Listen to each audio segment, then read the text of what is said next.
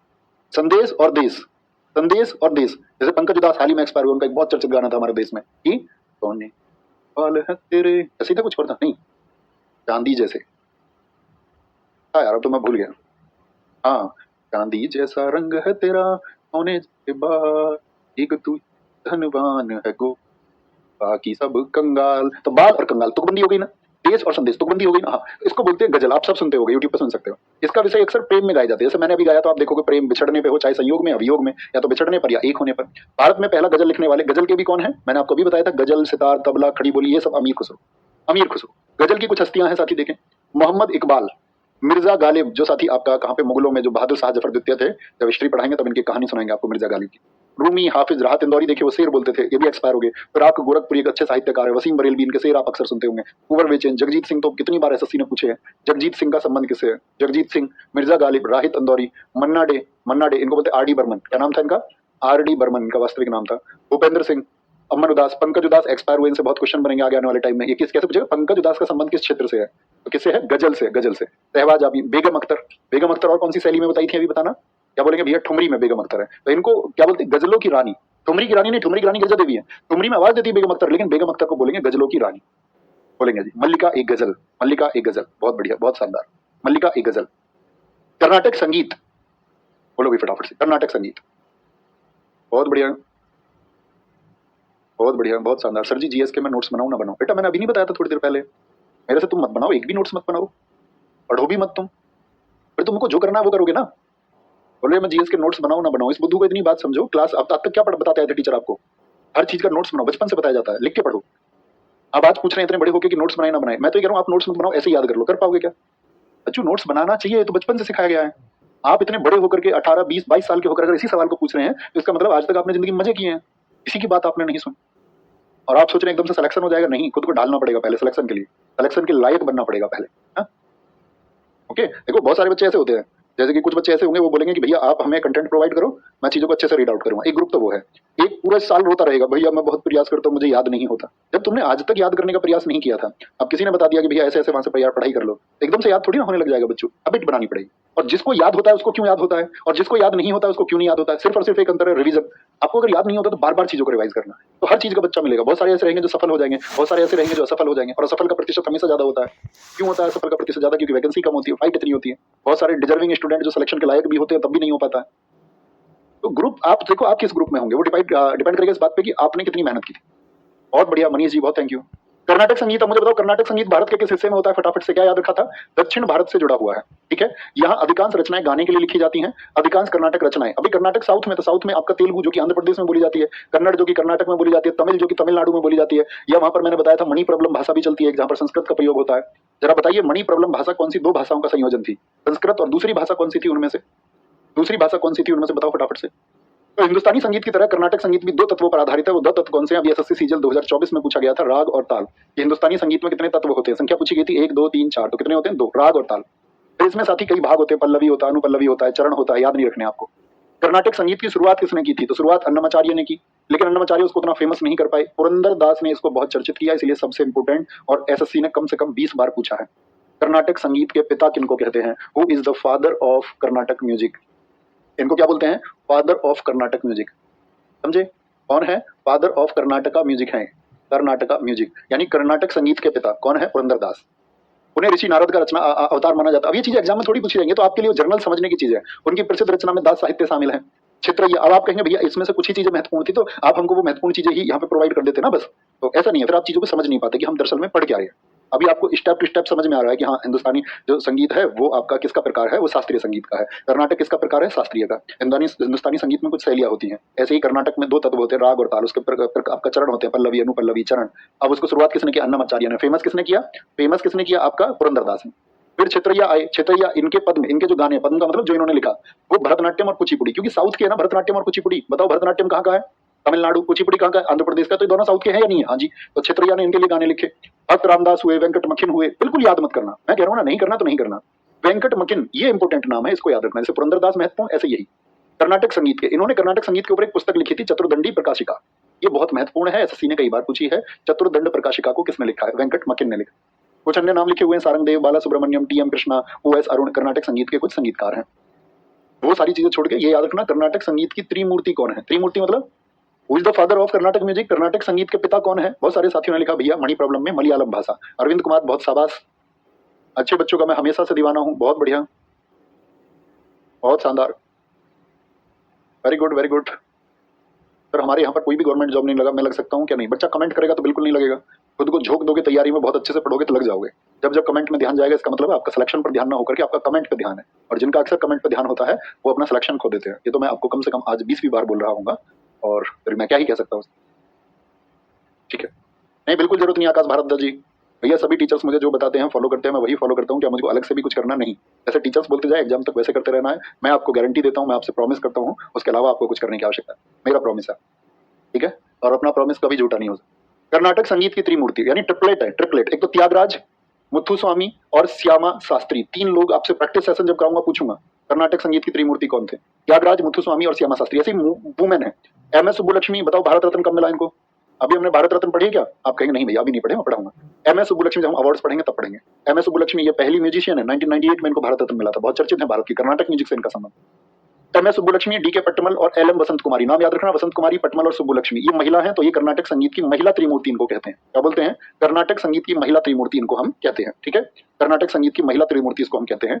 और इंपॉर्टेंट चीज आज की क्लास की ये भी रहेगी कि भैया जो संगीत से संबंधित पुस्तकें हैं, सामवेद वेदव्यास ने लिखा, ठीक है, वेदव्यास जी ने, नाट्यशास्त्र भरत मुनि ने, शिल्पाधिकारम इलंगो अधिगल, मैंने आपको कहानी सुनाई थी एक दक्षिण के व्यापारी कोवलन की, याद है? थम्स अप करो। कोवलन उसकी पत्नी थी जो उसको व्यापार के लिए पायल देती है, कन्नगी, ठीक है। एक साथी आपको पता होना चाहिए जो इसकी प्रेमिका थी माधवी, इनसे ही बेटी हुई थी, इनको मणि मेखले, हिस्ट्री में कहानी पढ़ेंगे आप तमिल साहित्य के दौरान।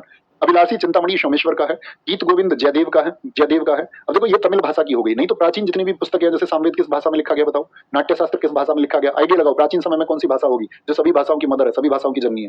गीत गोविंद जयदेव, संगीत रत्नाकर सारंगदेव, संग्रह चूड़ामणि गोविंदाचार्य, संगीत दर्पण बहुत पूछी जाती है, गीत गोविंद बहुत पूछी जाती है, तो हर एग्जाम में पूछी। शिल्पाधिकारम बहुत महत्वपूर्ण है। तो ये कुछ पुस्तकें हैं जो संगीत के ऊपर लिखी गई हैं। आप किसके ऊपर? संगीत के ऊपर लिखी गई हैं। ओके, एक बार रिवाइज कराऊं मैं आपको सारी चीजें कि क्या फिर से आपको ध्यान रहे। बहुत छोटी छोटी चीजें इसमें, ये एक ऐसा टॉपिक है जैसे ना के बराबर क्वेश्चन बनते हैं और आप इसकी भाषा को रटने मत लग जाना, मैं फिर से रिक्वेस्ट करूं। संगीत का वर्गीकरण किया, क्लियर है ये तो। लोक संगीत मैंने कहा कल की कक्षा में पढ़ेंगे, यहाँ पर शास्त्रीय और लोक संगीत का समागम में हमने पढ़ लिया, आधुनिक को पढ़ लिया हमने। शास्त्रीय संगीत दो प्रकार का, हिंदुस्तानी और कर्नाटक, ठीक है, कितने प्रकार का? हिंदुस्तानी और कर्नाटक। हिंदुस्तानी में सप्तक 7, थाट 10 और 10 ही क्या है? शैली। 10 शैली में इंपोर्टेंट बताई, ध्रुपद उसके घराने, ख्याल उसके घराने और ठुमरी को चर्चित बताया हमने। ध्रुपद शैली नाट्यशास्त्र में जनक अमीर खुसरो, मियां तानसेन इसके प्रसिद्ध कलाकार। ख्याल शैली मैंने बताया ख्यालों में डूबे रहते हैं, और इसमें क्या है आपका, किसने? अमीर खुसरो ने इसको जन्म दिया।